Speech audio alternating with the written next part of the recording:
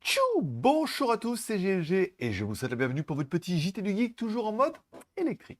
Aujourd'hui, nous avons une actualité passionnante sur la nouvelle Lynk & Co 07 EMP, un modèle de berline sportive PHEV. Vous savez pas ce que c'est qu'un moteur PHEV? Le moteur à combustion recharge la batterie si la puissance est insuffisante. La batterie peut être rechargée à partir d'une prise d'alimentation externe.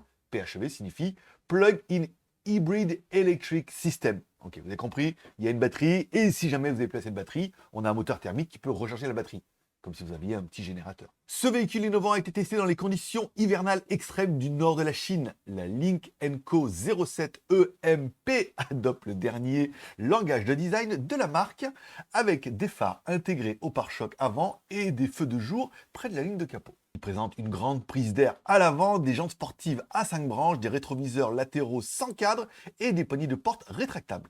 À l'arrière, il est doté de bandes continues de feu arrière. Le Lynk & Co, ou la Lynk & Co, vous me direz ce que vous préférez, EMP repose sur la plateforme CMA EVA, spécialement conçue pour des véhicules hybrides rechargeables. Il offre une puissance impressionnante de plus de 400 kW, avec 3 variantes de motorisation qui pourraient être disponibles.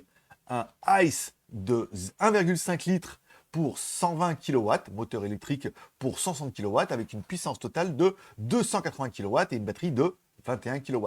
La ICE de 1,5 litres avec 120 kW, un moteur de 160 kW, avec une puissance totale de 280 kW, pour une batterie de 39,8 kW. Là, on est quand même un peu plus raisonnable.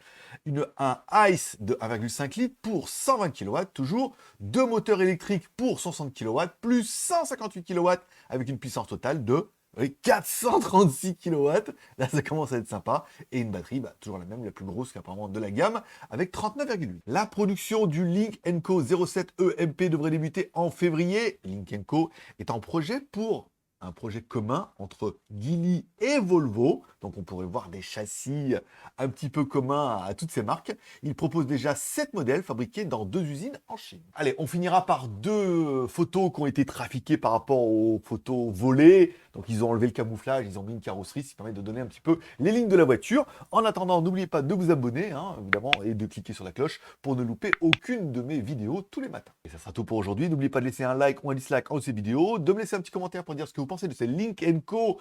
Et si les versions PHEV sont pour vous, à mon avis, les versions les plus intéressantes du moment. Ça veut dire, oui, c'est électrique, mais il y a quand même un moteur thermique au cas où pour recharger la batterie et non pas prendre le relais.